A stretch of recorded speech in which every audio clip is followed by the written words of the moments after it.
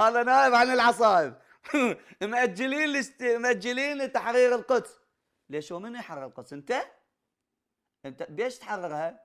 بالخمط؟ بيش تحررها؟ شو كذب هذا؟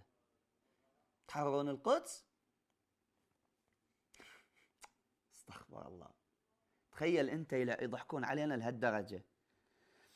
يقول لك خامنئي يجتمع بالامام المهدي عليه السلام. وين اجتمع بيه بالله؟ لا صدق، وين اجتمع بيه؟ انت ابو العصائب وين اجتمع بيه؟